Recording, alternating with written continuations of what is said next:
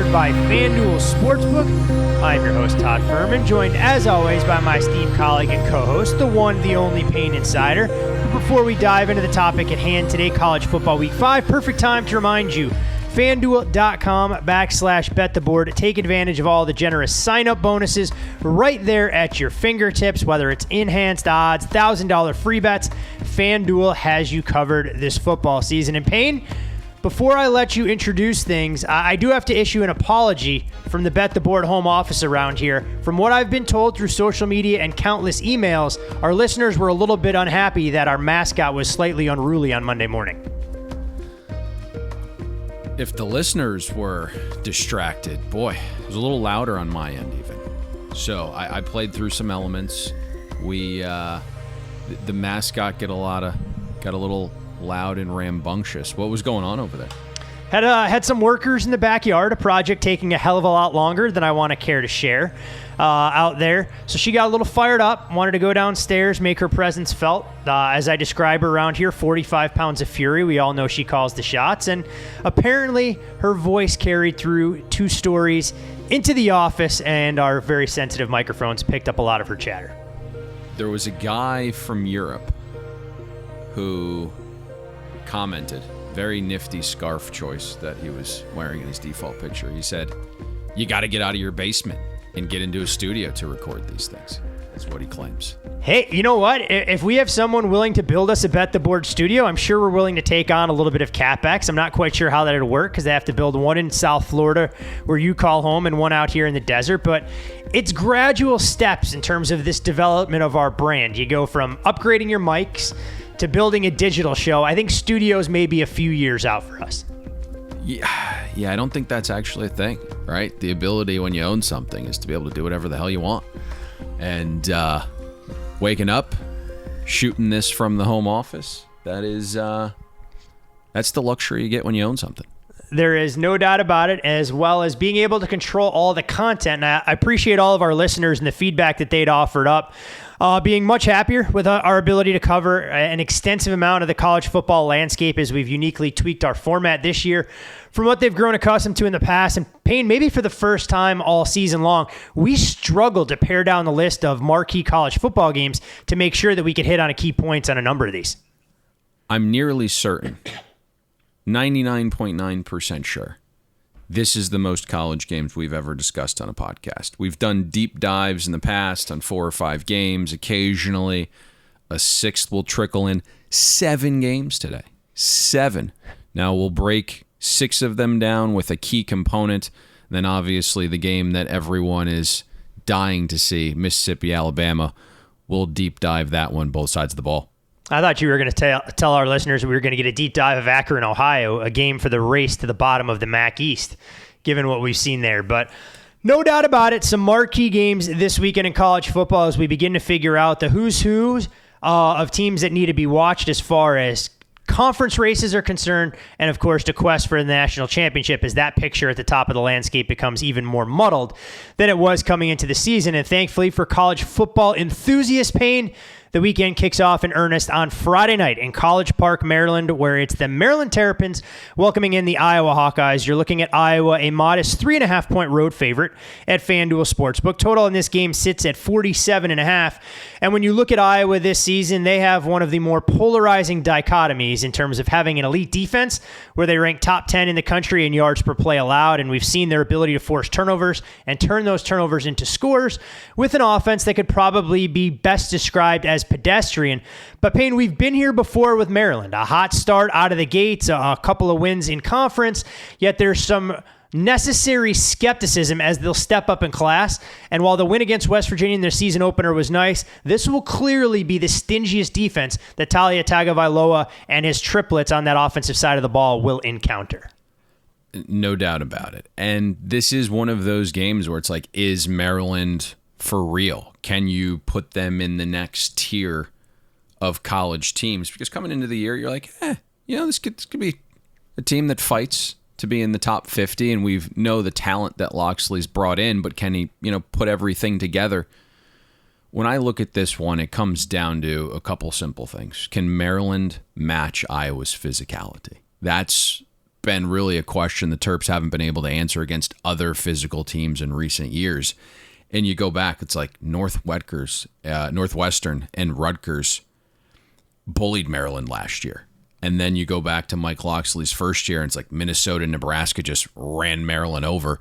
Even a few weeks back, and I know you were, I think, at dinner, but God, I watched the Illinois game, and it was like in the second half, Illinois turned to the power run game and just kind of shoved it down Maryland's throat on a few drives.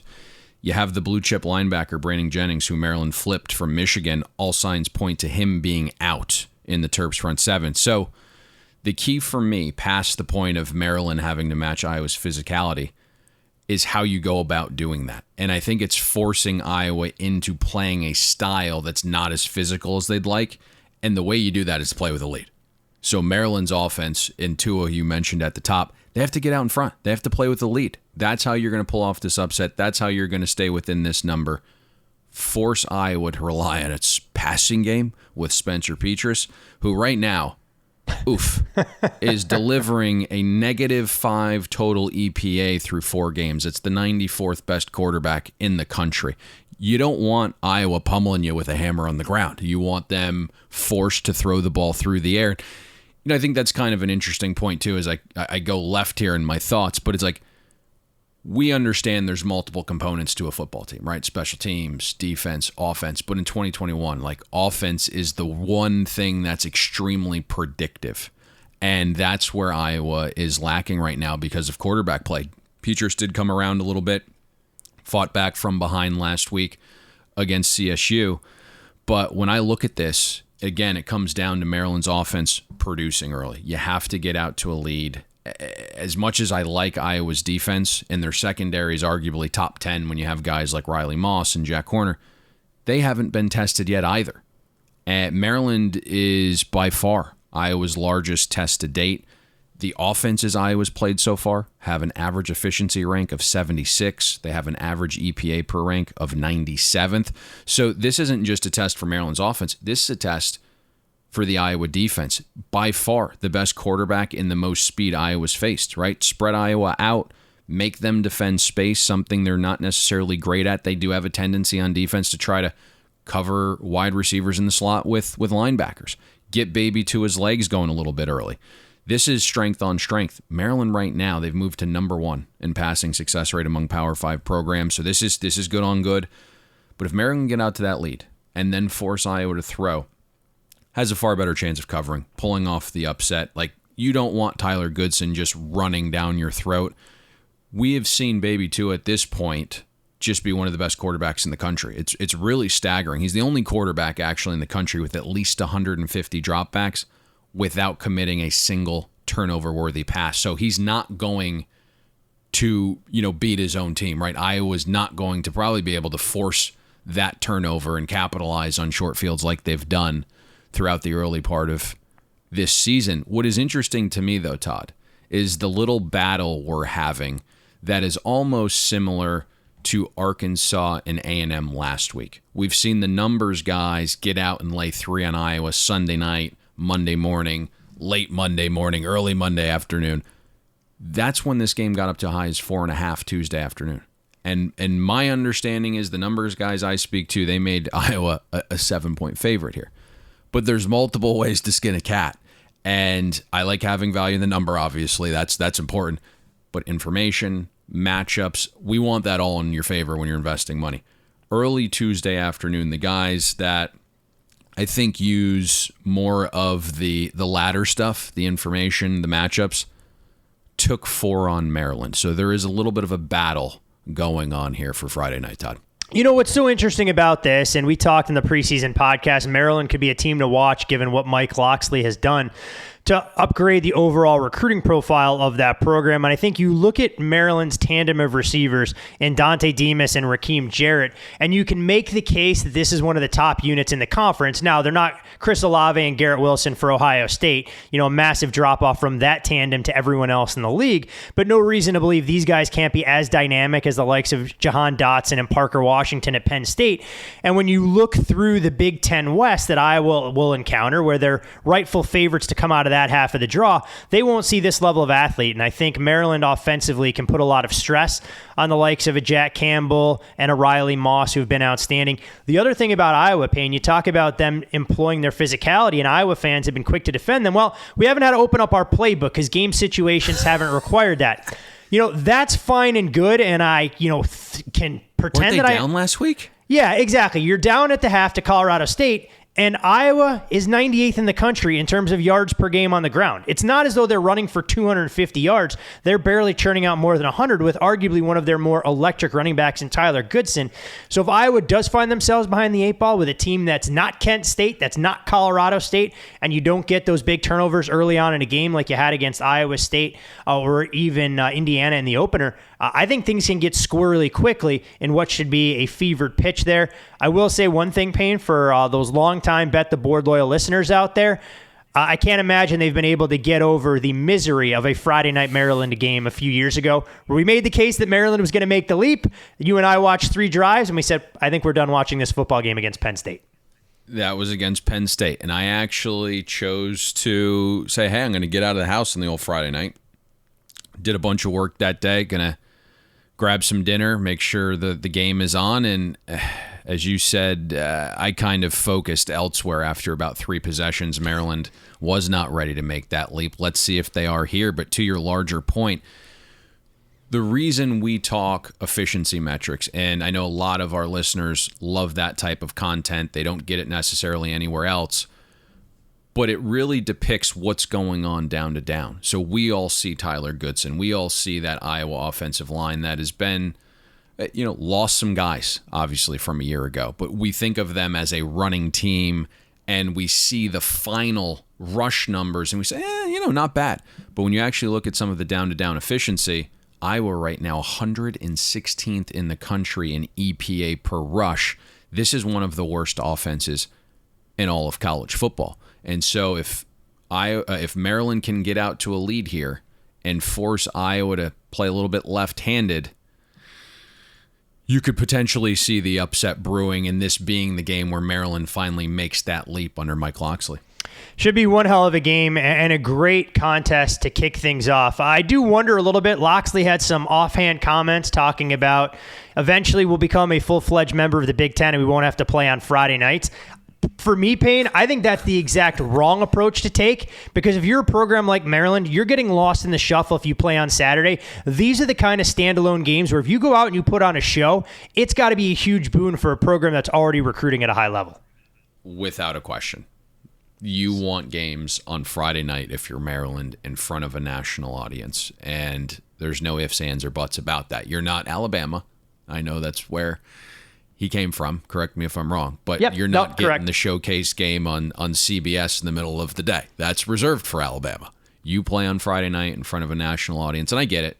He, had the game against Illinois. Now you're doubling back down again with another Friday game against Iowa. But I think you take these opportunities, you showcase a name like a Baby Tua, you put your fantastic uniforms on showcase, and then you go and beat Iowa and tell everyone that, hey, we have officially made the leap. We can become that top 25 type program. That's a good point. I didn't factor in the ridiculous uniform combination we might see Friday night. I'm still trying to figure out how to quantify that, but if anybody has a model that can build that in for Oregon, I'd love to see it, because whatever they wore last week against Arizona, they probably shouldn't wear again, given what we saw. I was referencing the recruiting. I got you. Well, hey, you know what? You stay more in tune with that kind of stuff. I'm the old man here, so apparently when you have 72 uniform combinations and better gear and swag, that helps on the recruiting front. But you know what will? Just more than anything else? Yeah, exactly. The top 10 win against Iowa will go a lot further than whatever jersey combinations that they're wearing. From a team that's got 1,000 different jersey offerings to a team that's pretty much stuck with one that'll be host to one of the bigger games that we'll see on Saturday. It's the Notre Dame Fighting Irish, fresh off of their 41-13 win against the Wisconsin Badgers last weekend, welcoming in the Cincinnati Bearcats. And you're looking at Cincinnati, a modest 2-point road favorite at FanDuel Sportsbook. Total on the game sits at 50.5. Yet again, again, rinse and repeat. Another opponent of the Notre Dame Fighting Irish will come in with a rest advantage. And I think some of these numbers are interesting. And of course, Cincinnati fans yesterday, Payne on social media, were quick to point out all these numbers didn't happen with Luke Fickell as our head coach. But I still am going to share them either way. Cincinnati, 2-35 all-time against AP top 10 teams, and they've lost 7 straight since beating number 7 Rutgers back in 2006. They're 0-23 as a program on the road against AP top 10 teams, and 20 of those losses have come by double digits. Now, to the Bearcats' credit, they've won 22 out of 25 games. 2 of those 3 losses came in back-to-back weeks against Memphis. Last year's Sugar Bowl game against Georgia would be the other one. And when you look at Notre Dame, hey, Brian Kelly knocking Knute Rockne from the perch as the winningest head coach in Irish football history speaks a lot. And a big part of that is because Notre Dame has won 25 straight in South Bend since a loss to number 15 Georgia back in September of 2017. 53-8 in their past 61 home games. But this is a little bit of uncharted territory with the Bearcats, a modest road favorite, knowing the high level of familiarity between Fickell and his former defensive coordinator. We got a Knute Rockne trend early on a Wednesday morning. Knute, hey, he was one of the greatest that there was. I had no idea, honestly, until I was watching the game against Wisconsin, and this is probably on me, that Brian Kelly was going to become the winningest head coach in Notre Dame football history. You can make the case, honestly, that he might be the most underappreciated head coach in all of college football these days. I completely agree. Just hasn't gotten over the hump of like beating an Alabama or Clemson, which nobody has. Yeah. Correct. Yeah. Now, in this matchup, it's always difficult trying to find the edge when there's a ton of familiarity, right? It's really difficult to assess that. And sometimes, I think it's the inverse of what others believe. And for me in this game, that familiarity might mean Marcus Freeman knows his former defense inside and out, right? He knows where the holes and the blind spots are. And that's with the Bearcats defense, right? With players that Marcus Freeman recruited. He knows those guys' tendencies inside and out. And so I think he might actually help the Irish offense. The question, I think, is Notre Dame's offense good enough to even attack some of the spots where Marcus Freeman tells them that his former defense is vulnerable? And we're still uncertain with who starts at quarterback for the Irish. It's Jack Cohn if he's healthy, but for how long based on production? If Cohn's not healthy, is it Drew Pine? Is it a more mobile Tyler Buckner or a mix of both? So rather than try to, figure that out here at 6 a.m. on a Wednesday morning, let's go to the other side of the ball for the key factor. And it's Marcus Freeman against his former offense and quarterback in Desmond Ridder. Cincinnati's offense, when I watch them, they kind of are what they are. They want to run the ball. The weapons outside are improved, so they are throwing a little bit more crossers. They're taking big shots downfield. It's clear, I think Desmond Ridder's been at Cincinnati for about 8 years now, but there has been He's on the Timmy Chang plan. Yes. Yeah. Jeez. It just feels like he's been there forever. But he has made, and whether it's, the 5th year, the 6th year, or the 9th year, he has made improvements in his passing game. And albeit it's a small sample this season, he's really improved under pressure. He had been a disaster under pressure the last few years. So, he's excelled in that area. I would expect in a game of this magnitude that you see him run a little bit more. There's been some rumors that Fickell's been telling him like, hey, we need you. You're vital to this playoff push. Let's kind of sit back a little bit more, use the arm, don't take off as much. But in a game this large, when you look at the preceding schedule, it's like, balls to the wall here. Anything you can to pick up a first down or score some points. So I would expect Desmond Ridder's legs to be a little bit more in play for this game. Where it gets interesting is we know Cincinnati's coming off a bye. I would assume that we're going to see a wrinkle here, but, again, Cincinnati's offense kind of is what it is.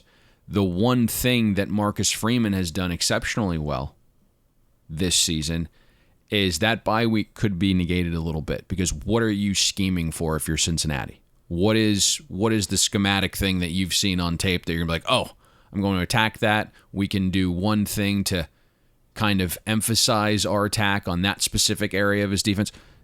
Freeman really hasn't ran the same defense in any of these games. He went 3 rush, drop 8 against FSU because last year the offense, all they could do is hit the explosive.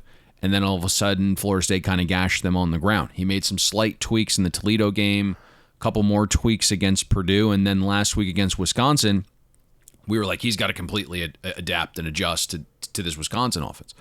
And I think he did that pretty well. The Badgers never ran into a box with less than 6 Dame defenders, right? There was some 4x4 stack being played. And so I think when I look at this, I would expect a defense that Cincinnati hasn't seen yet this year. But I think the key here is Cincinnati has to be able to run and force Freeman to dedicate more to the box. And then you'll see Desmond Ridder off play action be able to strike on some of those crossers, some of the deep posts. If they can't run, then things get a little bit tricky. If you look at some of the metrics on paper, Cincinnati should be able to run. They're 3rd in EPA per rush. Notre Dame's 54th in EPA per rush. Obviously, if you remove the FSU game, when guys are getting acclimated to a new scheme and Freeman's figuring out what his guys actually do best to put them in position to succeed, things probably look a little bit different there since the opener. I don't think Freeman's going to send a ton of blitzes here. I'd expect the front 7 to do decently against Cincinnati's ground game, even though, again, on paper, you can make the case Cincinnati shows out here. I think he's actually going to use Hamilton to play in the middle of the field, maybe a little bit more of that linebacker role so he can spy on Ridder. What's difficult for me, Todd, is Notre Dame's played about 2 good quarters of football. But I'm also not as impressed with Cincinnati as I thought I would be. And so you're sitting here in a game at a virtual pick'em. Notre Dame's won 26 games at home, straight, I believe. Our core number made Notre Dame -1. Current line, Cincinnati, about 1.5. There isn't a ton of value here in the number. I think there could be a little bit of a battle going on the side as well, but I can certainly see why the 52 did not last on the total. It's so interesting when you look at this Bearcats team and you talk about the leadership that Desmond Ridder brings. His body language wasn't exactly the best in the win against Indiana, very demonstrative on the sidelines. We'll see if he can maintain a bit more of a level, even keel in this spot. And you talk about the Bearcats' weapons or lack thereof on a major level. Jerome Ford is a stud running the ball out of the backfield, and clearly they're bell cow. But you look at their receiver group, I mean, nobody on this team has more than 9 catches on the early season, and it's not as though Cincinnati needed to show a ton in a dominant win against Miami of Ohio. They did have to erase an early deficit against Murray State, but you figure you were going to get the ball to your playmakers by hook or by crook in the win against Indiana. They were able to separate themselves mainly because the defense forced a couple of turnovers and held Indiana short on downs, but should be one hell of a game. And I know, Payne, so many people talking about Cincinnati. This is the biggest game in school history because if they win, they would control their own destiny into the college football playoff. Before we get to that point, let's pump the brakes and see if they can go into hostile territory and knock off an Irish team that I think a lot of people discounted before the season. And a win here, suddenly we're talking about Notre Dame exceeding early season expectations. I do think this is the biggest game for them, though. I mean, for the Irish? You kind of... No, for Cincinnati. Oh, for sure. I mean, you go down the list of who they've played in some of the meaningful games, and I don't think there's a combination of program that they've faced in the upper echelon where it means so much to the potential future. And there is some interesting elements here. We kind of talked about that familiarity, but Brian Kelly was at Cincinnati in the late 2000s, right? 2009, I think, was his last year there. And he obviously plucks defensive coordinator Marcus Freeman from the Bearcats this past offseason. And then Freeman took Mike Mickens, the DB coach, with him. And you can't fault Freeman for going to a larger program that's probably paying him a 3X. But there is some bad blood here, and I know you do as much reading as I do, but some of the Bearcats players have come out and been it's personal. Pretty open this week. Yeah, I mean, Deshaun Pace flat out said this week, I don't think it'll be weird going against Coach Freeman. I just think he shouldn't have left. So now we got to go out there and show him why he shouldn't have left. So there is some bad blood here. It wasn't all pots of gold and rainbows on the way out for Marcus Freeman.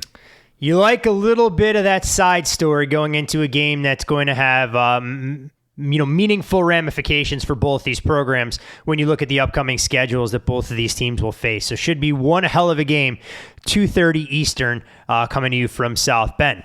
Payne, a pair of undefeated teams in the Big 12 will do battle under the lights in Stillwater, where Oklahoma State plays host to the Baylor Bears. Oklahoma State, a 3.5-point favorite at FanDuel Sportsbook. Total in this game, 47.5, down a shade from where it opened. When you look at Oklahoma State, they won the meeting between these two teams 42-3 a season ago. State hasn't started 5-0 since 2015. Back then, well, they actually started the campaign 10-0. Meanwhile, you look at what Baylor has been able to do. I think one of the bigger surprises so far this season, upsetting Iowa State last weekend, but anyone who digs into the box score there sees the Bears were relatively fortunate and opportunistic, for a lack of a better term. But one of the bigger surprises and questions you had about Baylor coming into the year was what this offense was going to look like. And I think Bohannon has been a pleasant surprise against a slate of inferior opponents up until the win against Iowa State. But now going into hostile territory against the defense that's been downright nasty, allowing a grand total of 7 points in the second half of wins against Boise State 2 weeks ago on the road and last week against Kansas State in their own building. That's the key. I want to see what Gary Bohannon and Baylor's offense actually looks like against a veteran Pokes defense. And to your point, Oklahoma State's been very good in the second halves of these games. They've been making some adjustments, but I think metrically, when you look across the board, some of these slow starts would indicate a defense that's underachieved a little bit based on where we thought they would be. Obviously lost a crucial component to that last in the offseason at cornerback, and then safety, I believe, is out for the year. So the defense did take a step back talent-wise. But I think they have the ability to make life a little bit difficult on Gary Bohannon, who's extremely young at this point. What makes this so interesting is I have no clue what Baylor's offense is. I mean, I like Dave Aranda's hiring of Jeff Grimes, who runs basically what all the cool kids are running offensively now, right? It's this wide zone run scheme. It's play action off of that. BYU's offense was just like shredding teams in past years with Grimes calling the shots over there. But you hit this perfectly, and it's look at who Baylor's played. It was Texas State. It was Kansas. It was FCS, Texas Southern. I mean, we have Texas State and Kansas both outside the top 120 in defensive efficiency. Texas Southern is one of the worst FCS teams in the country. I believe I saw Sagarin had them power rated 249 out of a possible 258 teams when you combined FBS and FCS teams. They were 30-point underdogs last weekend against Rice, I believe. So that tells you all you need to know. That is right. And, you know, when you have those three opening games against absolute nobodies, what I saw is it allowed Baylor, Grimes, and Bohannon to kind of remain a little bit of a secret offensively. So Baylor came out and shocked the shit out of Iowa State's defense, right? Flat out, first three drives, all touchdowns for Baylor. 21 points, 9.2 yards per play on those three possessions. We saw Bohannon using his legs. Abram Smith was explosive on the ground. But then all of a sudden, Matt Campbell and Cyclones defense made some adjustments after seeing Baylor's offense. They figured it out that, you know, nothing on tape was actually put against the three dregs to start the season. And so once those adjustments were made in-game from Matt Campbell after those three drives, Baylor averaged 2.6 yards per play on all preceding possessions, right? Only one of Baylor's final 8 drives qualified as a productive drive. 61 total yards on the final 8 drives overall for Baylor. And the only points they put up the final 36 minutes, it was a kickoff return. It was a blocked punt that led to a field goal after Baylor lost a yard on that possession. You know, Baylor's offense basically played in a phone booth. Bohannon only attempted 2 passes of 20-plus yards all game. And now that Baylor stepped up in class and kind of was forced to show their hand and put their cards on the table and basically put their actual offense on tape, it'll be interesting to see how Oklahoma State handles it. Now, it's a great win, obviously, against Iowa State. That's struggling a little bit and probably a bit phony. But their win was extremely phony. I mean, I think Baylor had a win expectancy around 40% of that game. The EPA margin definitely swung in Iowa State's favor quite a bit.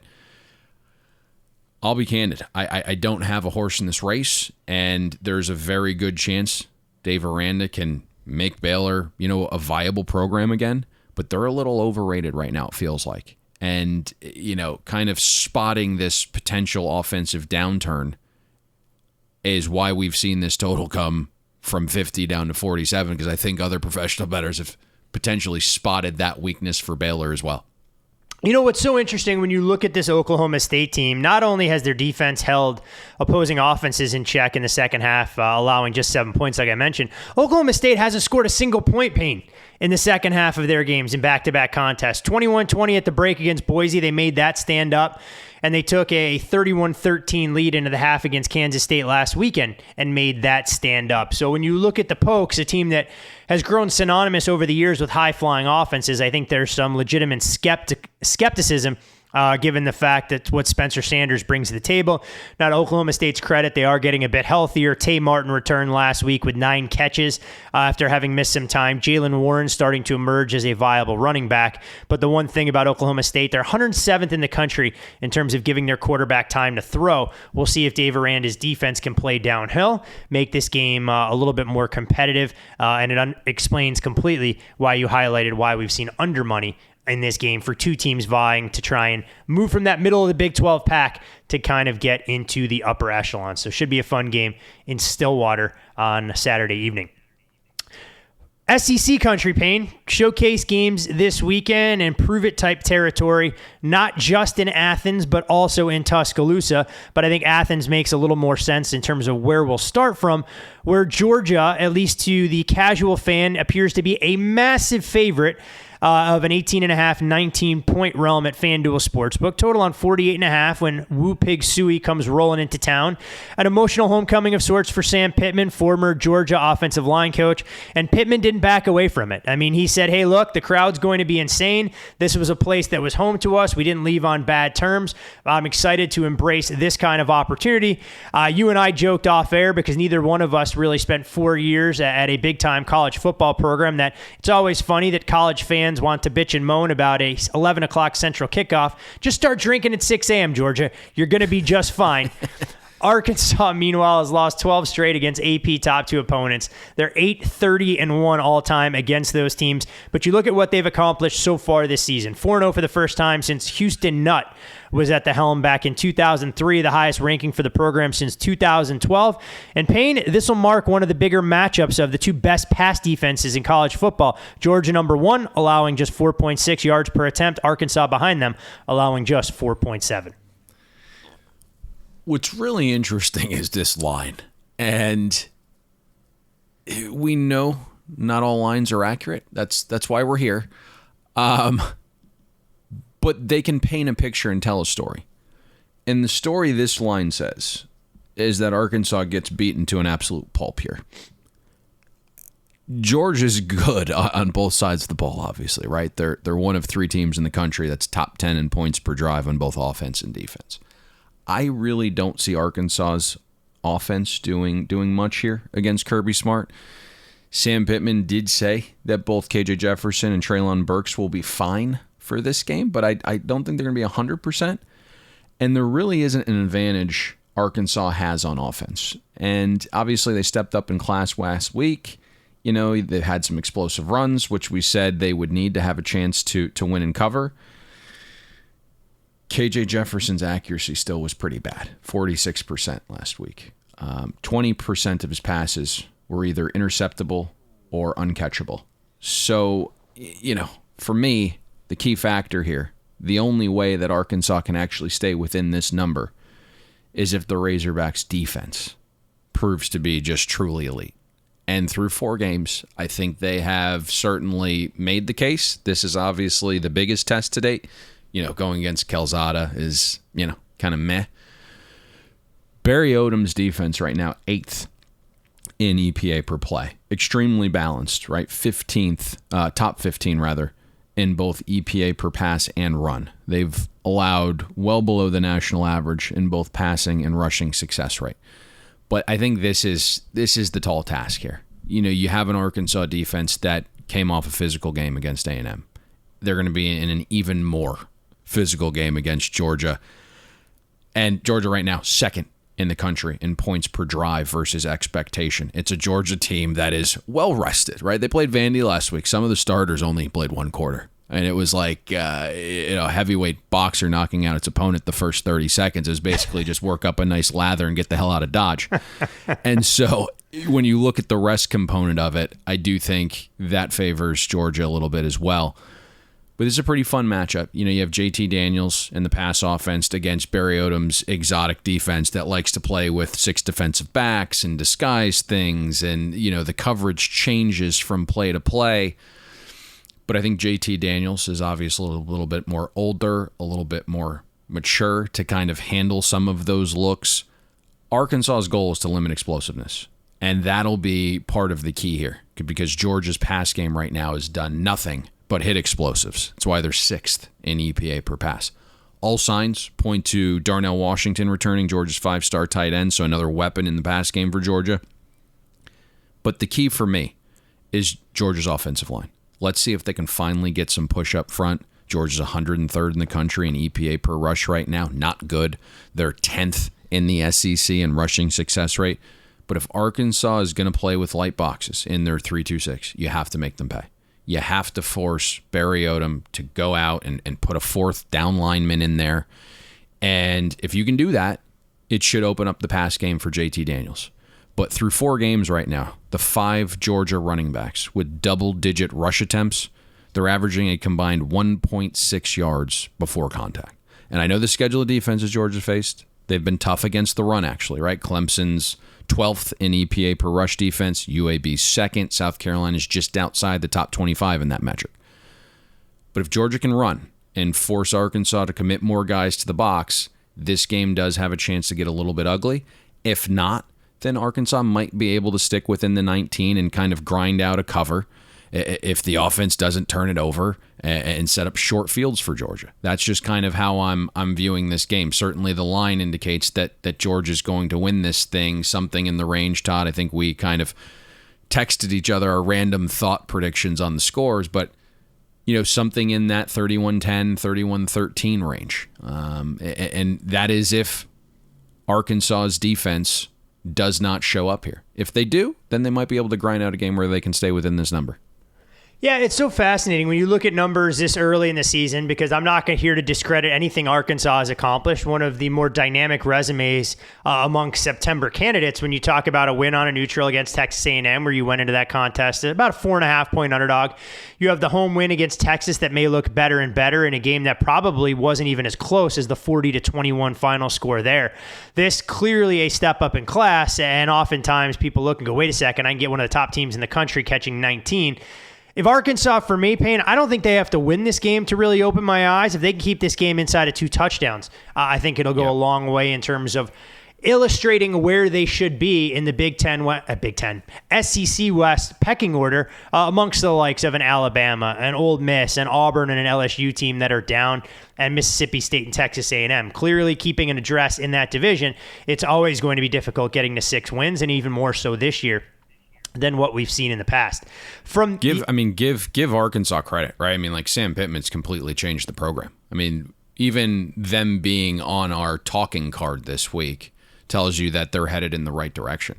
And the all one I'm saying here is kind of the matchup, right? When you look at where Arkansas's strength is, it is Barry Odom's defense, right? This exotic defense that sometimes plays with 3 down linemen. They switch to 4 down linemen. The way they attack the line of scrimmage once they see its pass. But, I mean, we heard Jimbo Fisher last week talk about how the defense makes you think when I call plays, how the defense makes a quarterback think. And really their 2 biggest wins when you map them out, it's against a young Hudson Card who they confused the crap out of, and then again last week a backup quarterback in Calzada of A&M who they just completely confused. And so I don't know if that'll be the case when you have a veteran quarterback like Jayden Daniels. For sure. Experience will go a long way. And when you look at what JT's done, his completion percentage up 10% from his days at USC. He's thrown 15 touchdown passes, only 4 picks, compared to 15 touchdowns to 11 picks while he was manning the helm for the Trojans. And when you look at this Arkansas team, you mentioned it. Sam Pittman has done an outstanding job, not only in bringing Barry Odom in to command his defense, but Kendall Briles providing that shot in the arm for what they've been able to do offensively. So we'll see how Arkansas handles that bit of prosperity against one of the more dynamic teams in the entire country. Georgia's SEC East rivals, Payne, Payne, they'll be doing battle in Lexington, Kentucky, where Florida, a series they've dominated against UK, goes on the road as more than a touchdown favorite in this matchup. We'll call it 8.5. Total here sits at 55. When you look at the Gators, they've won 33 out of the last 34 against their SEC East rivals from the Commonwealth State. 2018 was the lone exception. When you look at Kentucky, though, this is a team that's gone 12-4 against the number the last 16 games in Lexington, and that's coincided with Coach Stoops bringing in an upgrade in talent. Both teams this year, top 40 in rushing yards, and of course, their primary vehicle for moving the football. But all the talk this offseason, Payne, was about Kentucky bringing in a quarterback that could change the dynamic of their offense. Gone is Terry Wilson and a run-first mentality. Will Levis was going to allow them to air it out and be more dynamic moving through the air. But you dig into some of those numbers, not quite sure I'm buying into that narrative just yet. You and me both. And Kentucky's 4-0. They've covered 3 of 4 games. But I've actually downgraded the Wildcats a half point from where I had them coming into the season. And I know the schematic shifts that are this large take time. But I thought the foundation would look a little bit different. I was kind of hyped about the new OC, Liam Cohen. Pro-style offense, pro-style quarterback. There's talks of more tempo, right? No more like 3 yards in a cloud of dust on offense with quarterback that can't throw or converted wide receivers under center. But what I've seen through 4 games is an offense that's passing on only 37% of snaps. They're playing well below the national average in pace. And it's not like Kentucky's schedule's been like a murderer's row here. Monroe, Mizzou, South Carolina, Chattanooga, all 4 defenses outside the top 60 in defensive efficiency. Maybe we see something from Kentucky's offense that we haven't yet. Will Levis needs to play well, obviously. Had his worst game of the season against the best defense he's faced. So you ask yourself, is it a 1-game sample, or is this the Will Levis that we're going to see moving forward when the competition increases? Wan'Dale Robinson obviously has been fantastic. He's provided really the only great production at the receiver position for Kentucky's offense. But I think the key to this side of the ball is Kentucky being able to run. If you're going to run on 63% of snaps, you better be damn efficient doing it.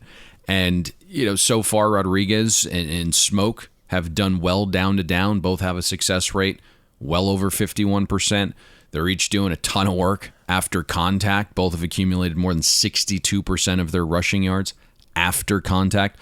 But what would be nice to see is maybe a little bit more explosiveness when you only factor in FBS opponents. Kentucky's 67th in EPA per rush because they haven't really hit those big runs against the big schools. Aside from being good, it's something you do a lot. And, shortening this game as an outmanned underdog, why it's important to be able to run the ball is it helps Will Levis. Now, you don't obviously need to be able to run at like the most ridiculously efficient rates for play action to work, but it certainly helps. And when you look at Will Levis, his passer rating jumps 44 points when he's throwing with play action. When you get linebackers to bite, you can throw behind them and in front of the safety. And that's an area that Will Levis has been really good in, that intermediate area. He's been truly lights out. 124 passer rating, 80% adjusted completion percentage, not a single turnover-worthy throw in that 10 to 19-yard intermediate range. We know he's not treated the ball overly well. Couple turnovers there. Not all on him. Receivers have had some drops, but they need to protect the ball a little bit better. But it kind of all starts and stops, I think, with Rodriguez and Smoke. They are the engine of Kentucky's offense, and a lot of the passing game and its success is predicated on a solid ground attack. If we have a game where it is all on Will Levis's shoulders, this likely doesn't end well for Kentucky. And what is interesting, Todd, is you kind of have this dynamic shift, and it's why you always want the most data points, even though football really isn't a sample size sport. But you also want to see how teams are trending as well. And I know that sounds completely opposite of each other, but you do have 2 teams here, at least from an offensive perspective, that have trended drastically different in each of their last 2 games. This is a Florida team, I think, that doesn't get enough credit for what they've been able to accomplish so far in the early season. Now, one thing to keep in mind when you handicap this game, aside from some of the X's and O's, you have to imagine Kentucky comes into this game a little bit more well-rested. not having played, back-to-back emotional games. And while people can look at the final score against Tennessee last week for the Gators, those are still SEC East rivals, and it's a game where Florida only took a 17-14 lead into the half. Don't be fooled by that final score. Dan Mullen apparently wanted to keep all of his boosters and alums happy, electing to score the go-ahead touchdown to get them outside the number rather than taking knees. Salty. No, not really salty. More disappointed that Josh Heupel didn't take timeouts down the stretch for Tennessee. But yes. once Joe Milton enters the game, all bets are off. Like Tennessee fans out there, they have to realize that. What's up? I'll be honest. I flipped the game on late, and so Tennessee had the ball. Hendon Hooker then got pummeled, and I believe left the game with a concussion, and they were within the number at that point. And then I turned it off, flipped to another game. I came back to it just to see the last possession, and Joe Milton was in the game. Florida had obviously gone on to score. But you're right. I believe Tennessee had 2 timeouts. There was like 19 seconds to go. And it's not just about being a new coach and making your boosters happy and getting support that way. But if you have to use Joe Milton moving forward, wouldn't it be nice to get him a couple meaningful red zone snaps for a guy that has not shown the ability to be accurate? Maybe get him a couple attempts in the red zone where the windows tighten. It just didn't make sense from both directions, making the boosters happy as a new head coach and also potentially getting Joe Milton some much needed reps if Hendon Hooker is out this week at Missouri. There is no quarterback in college football, Payne, that throws a better ball from the 20-yard line 15 rows into the stands than Joe Milton. It doesn't matter where he's played his college ball, whether it's in Knoxville or Ann Arbor, that man throws a beautiful ball into the stands. I think most people know our feelings on Joe Milton when everyone believed he was Cam Newton and he was going to take Michigan to the promised land. And before even a single snap was taken last year, I think we alerted people that was not going to bode very well. And that is why he's at Tennessee now. The man is a big, physically imposing presence. He just lacks accuracy, he lacks touch, and if he can't run downhill or chuck the deep ball, there aren't a whole lot of other weapons available at his disposal. Tennessee, in an interesting game in their own right this weekend against Missouri, a game where the Vols have actually taken a touch of money from 3 down to 2.5 in some spots. I think that means Hendon Hooker's up. You would think. I mean, I can't imagine folks running to the window to try and make a case for Joe Milton to win a game in hostile territory. That is for sure. But enough discussion of the SEC. We have one SEC game left to go. But before we get there, we'll head out to the Pac-12. But not before we remind you to follow Payne on Twitter at Payne Insider. I'm Todd Fuhrman. You, of course, can follow me there as well. Most importantly, follow the podcast at BetTheBoardPod. Go to FanDuel.com/BetTheBoard. Take advantage of the generous sign-up bonuses, whether you're betting the SEC, the Big Ten, the Pac-12 this weekend, Major League Baseball playoffs, a little NHL preseason. Yes, Payne, I said NHL preseason. FanDuel has plenty of aggressive new user sign-ups that all of our listeners would be foolish to not take advantage of if FanDuel is available in their home state. All right, Payne, Arizona State, UCLA, a game that'll go a long, long way in determining the Pac-12 South pecking order, given USC and Utah's struggles early on in the campaign. It's the Bruins, a modest field goal favorite at FanDuel Sportsbook. Total on the game, it sits at 55.5. Both teams bounced back from disappointing non-conference losses with double-digit wins last weekend. UCLA dispatching the Stanford Cardinal by 11. Arizona State taking care of business against an undermanned Colorado side.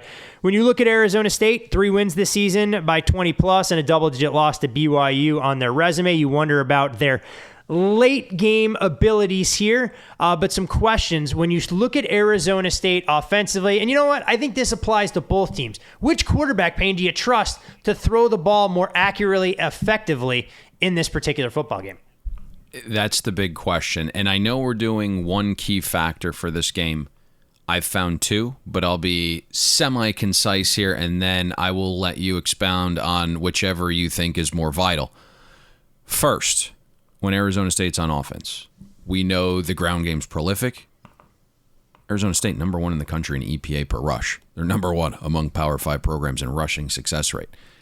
You have White and Nada, a great 1-2 punch, but obviously Jayden Daniels' legs takes the ASU ground game to another level. He provides, that extra man advantage in the box.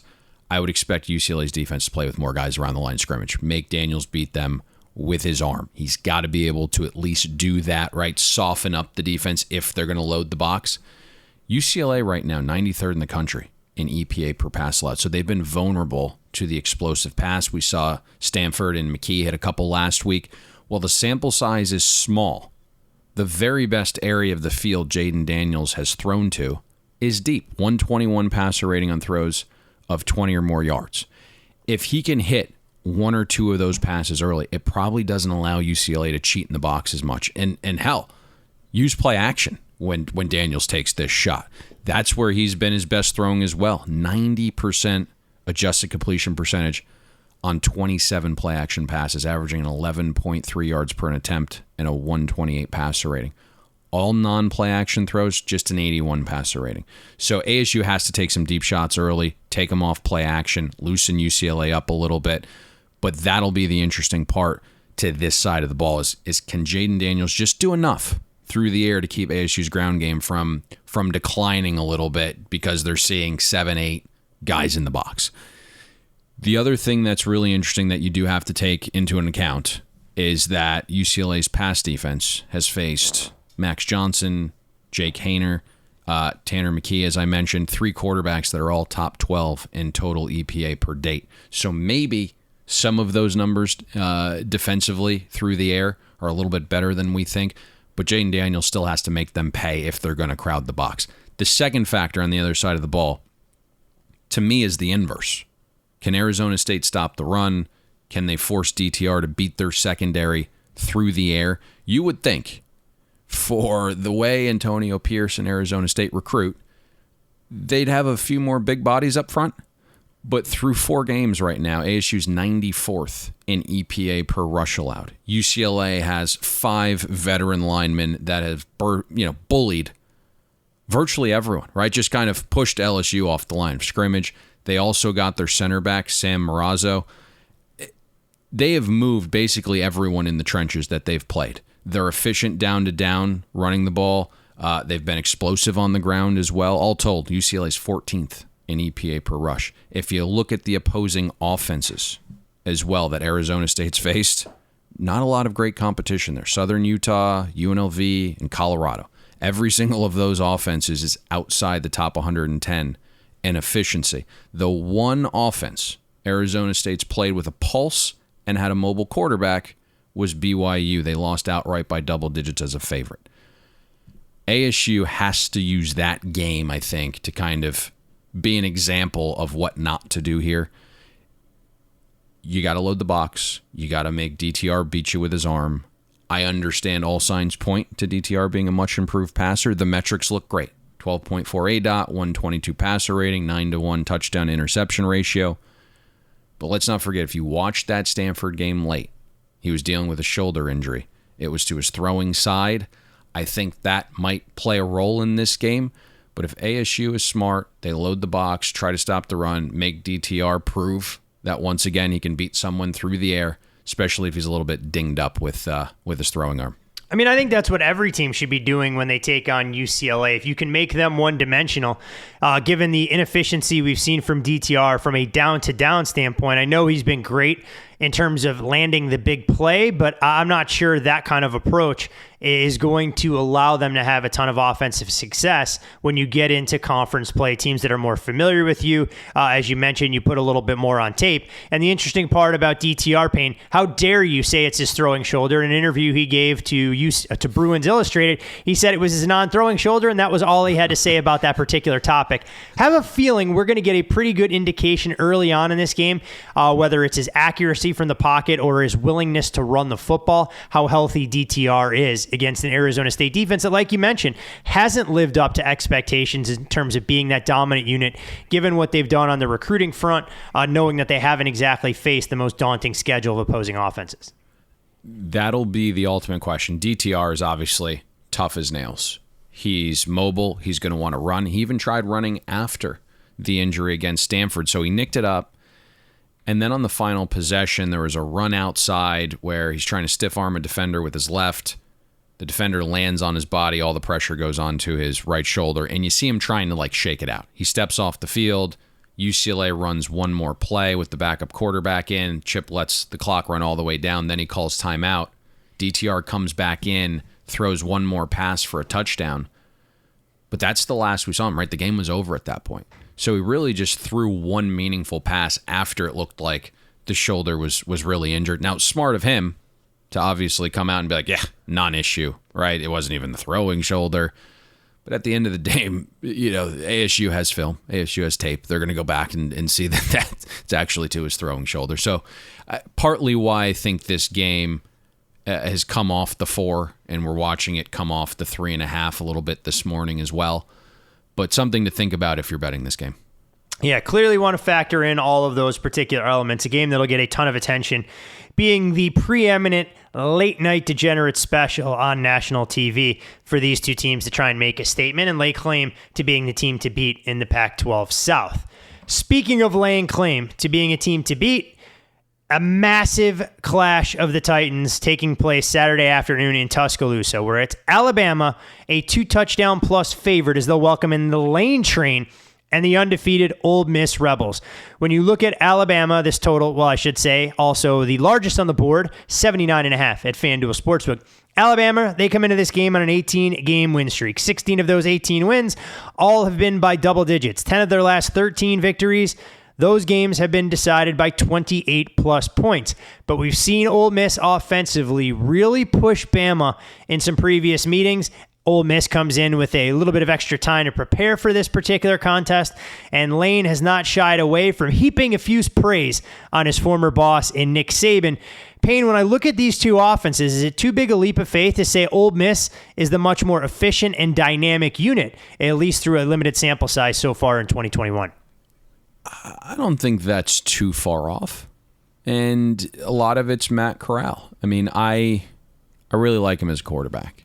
And anytime you have a guy under center like that, who has the arm talent, the accuracy, the quick release, and really the confidence to make throws that are indefensible, right? Like, that's something Alabama's defense hasn't seen yet this season. He runs enough just to keep you honest and make you spend time preparing for his legs. There will be the occasional design run, but if you play man and your ends get too far up the field, Matt Corral's going to take off.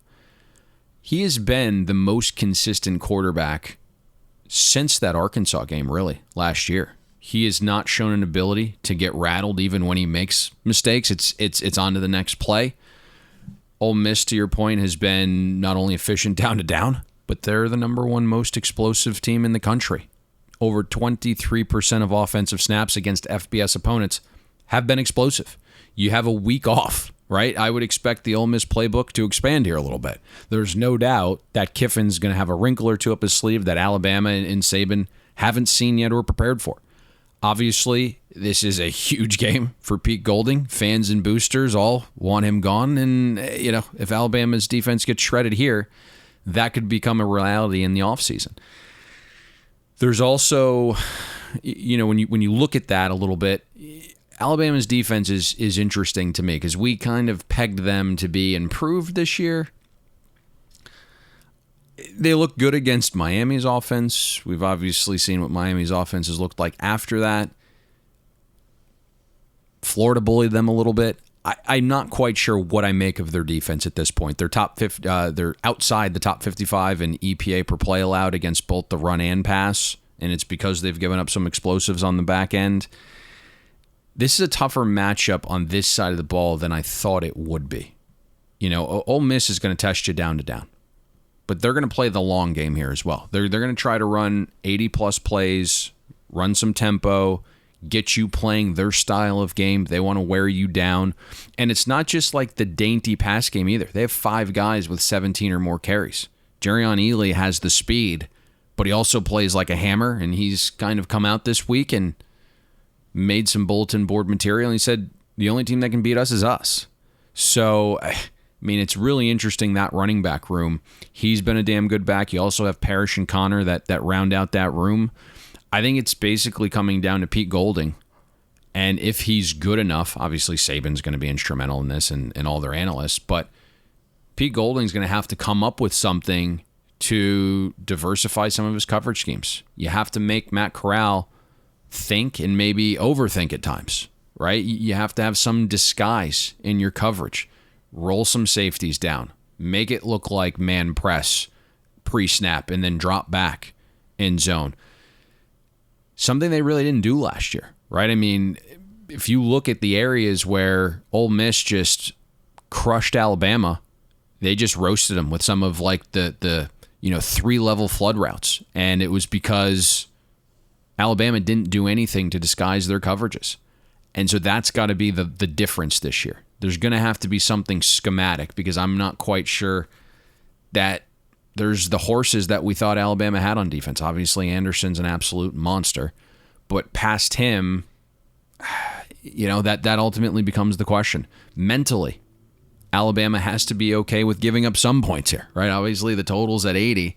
And I think that needs to be a little bit of the message. And I think that's partly why we've also seen Ole Miss have some success here. Obviously, Matt Corral's great.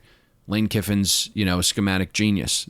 It's the one staff that really has the balls to be like, we don't really care who we're playing. We're just going to do us.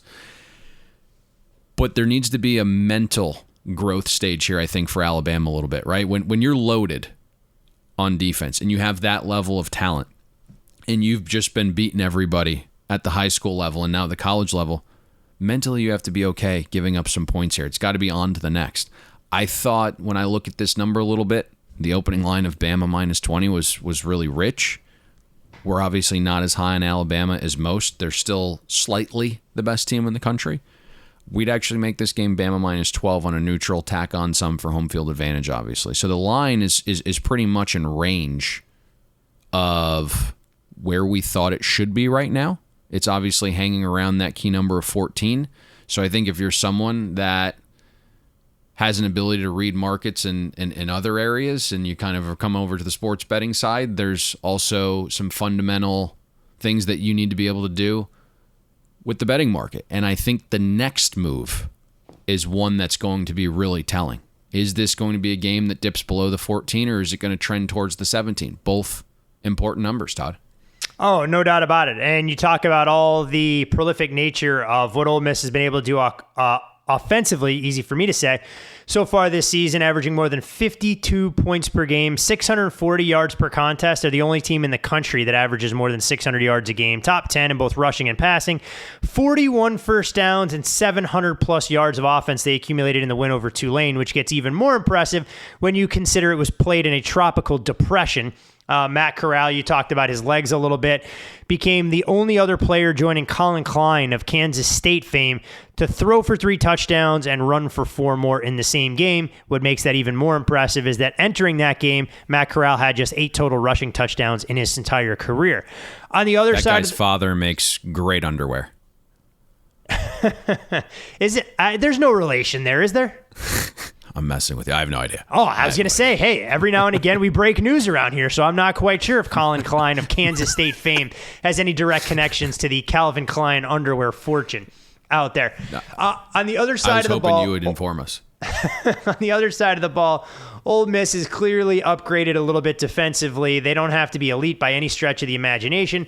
And this Alabama team, not quite as dynamic, or at least so far through the early going, as the unit we saw last year. When you look at Bryce Young and the wealth of weapons he has at his disposal, do we think Alabama can go toe-to-toe if this turns into a full track meet with some of the Crimson Tide's shortcomings potentially on the offensive side? I think it's also pretty big that Ole Miss is coming off the bye for this side of the ball, because as much as the defense has improved, the depth still isn't great. But through 3 data points and 2 offenses in Louisville and Tulane, both of which are top 40 in offensive efficiency, the Rebels' success rate allowed, it's improved 10% year over year. Ole Miss has changed their defensive style. They're playing a ton of rush 3, drop 8. It's very Arkansas-like. And I remember Scott Satterfield saying he was absolutely stunned when Ole Miss broke that out in the opener. It took a half for Louisville to adjust, but eventually they did, right? They hung some points in the second half. We thought that might be a one-game thing for the Rebels, that they had, an opportunity to prepare a couple weeks for Louisville, get the season started on the right note, and throw a curveball early that will lead you to a victory late. But they've continued to use it. And in his presser this week, Saban said that they saw very little of rush 3, drop 8, and the only team that's used it on them was Mercer, and that they had to adjust on the fly and adapt because Mercer hadn't actually put that on tape. So there is some familiarity with that style of defense, having gone against Mercer that wanted to do that. But what's interesting here is Alabama changed their offense a little bit last week against Southern Miss. If you watched closely, Alabama increased its rate of 2 tight end sets with Cameron Latou and Jaleel Billingsley. I would expect that to be a huge part of this week's game plan for Alabama. Play in 12, run the ball, out physical Ole Miss, and hope you wear them down because, as I mentioned, right, Ole Miss still does lack a little bit of depth. Brian Robinson returned to practice Monday after a rib injury against Florida that kept them out against Southern Miss.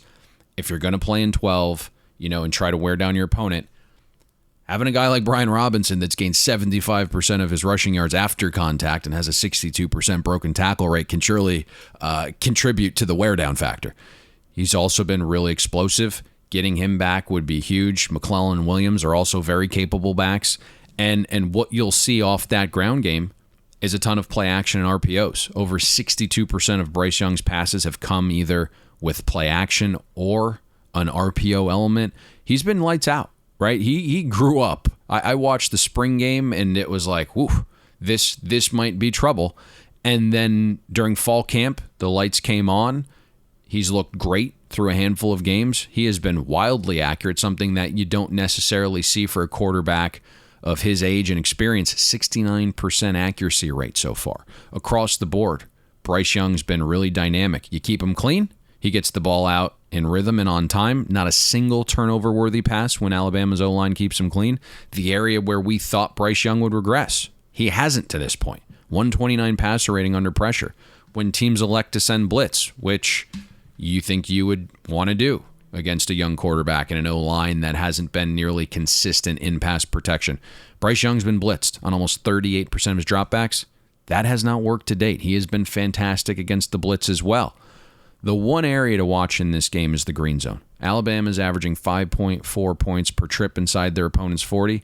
If you factor in only Power 5 teams, Ole Miss allowing 6 points per scoring opportunity. So the defense has been very good for Ole Miss with that rush 3, drop 8. But when you start to get in the scoring territory, you can bully them around a little bit. And so I think Alabama might have the edge there. Ole Miss's defense improved. I don't think that's a question. And Alabama's offense isn't nearly as dynamic as when these teams played last year. And obviously the Rebels took Bama to the brink. So there's kind of going to be a ton of intrigue, I think, for bettors taking the points. But at least on this side of the ball, Todd, I still think there's, a huge gap in both talent and production level. Ole Miss is still a below-average defense in EPA. They're 77th. I think Alabama does incredibly well on this side of the ball, Todd. Yeah, and I mean, hey, look, Ole Miss has done more with less. They've upgraded their talent level a good amount, and clearly they're not going to win a game if it turns into a rock fight in the 27-24 realm by any stretch of the imagination. When you look at this total, Payne, it did get as high as 82, I want to say. It got bet down to 77.5 and it's more or less held steady in that 79.5, 80. Too heavy, too light, just right. We know so many things have to go in a positive manner if you're going to exceed odds makers' expectations with a number this high, but these two offenses seem to have the firepower given the fact they played a 63-48 game a season ago. Yeah, it opened 74.5. Apparently that was way too light, and then you did see it get to 82, and there was some resistance there. I mean, that's a really high number, but it also correlates with Ole Miss potentially being the side. So, if people are taking the dog, then obviously that would correlate to the over.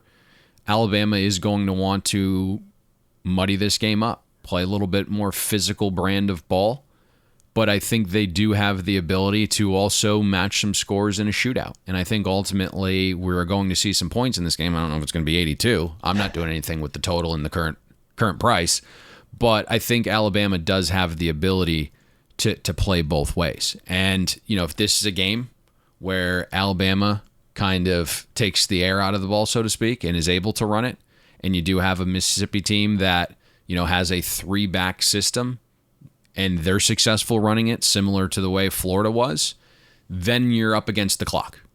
And so both teams can be wildly efficient, but you're then battling the clock at that point. So for me, I'm not dabbling on the total when it's this high. No, it makes a ton of sense. There's no doubt you want a team having an ability to get to 60 with minimal resistance if you're going over a total like this to try and feel comfortable.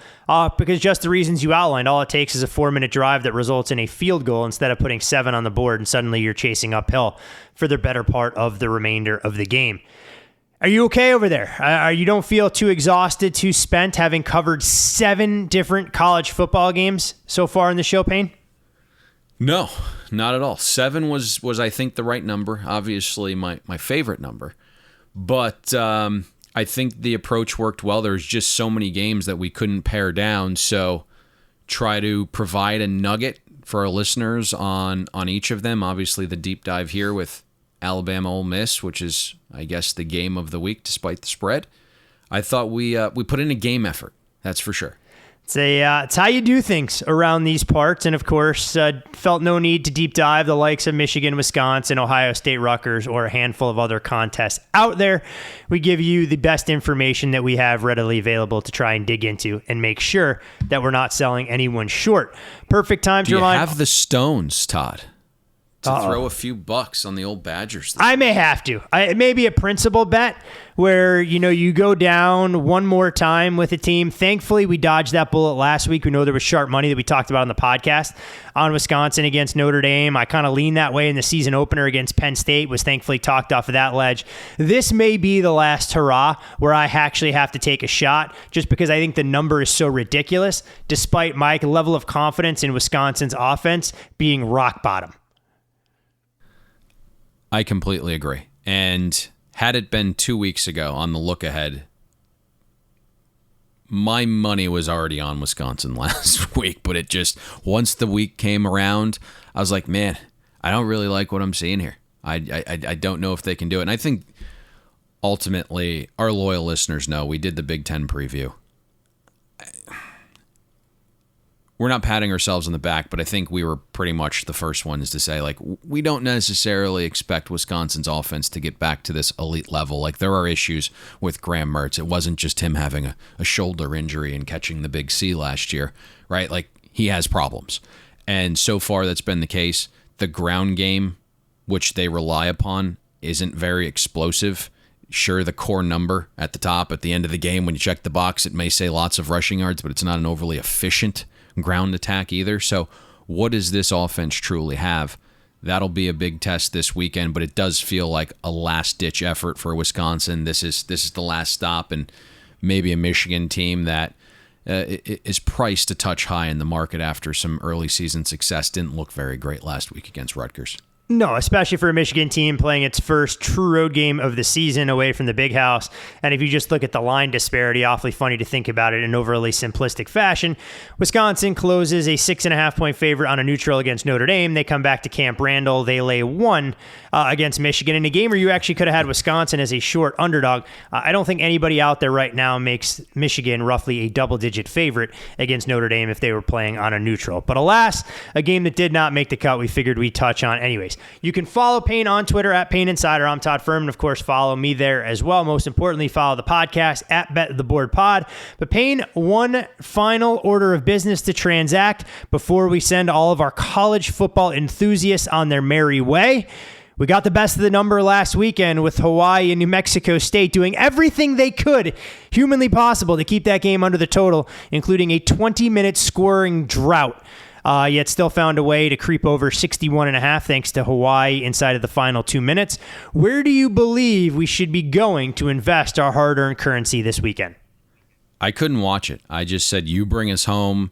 Then I started getting negative texts towards the latter part of the first half. The 3 drives that I believe went to the 1-yard line, the 10-yard line, and the 19-yard line ended in a grand total of 3 points. And then you, as you alluded to, the 20-minute scoreless drought. We still got it over. We still preached about the right key numbers.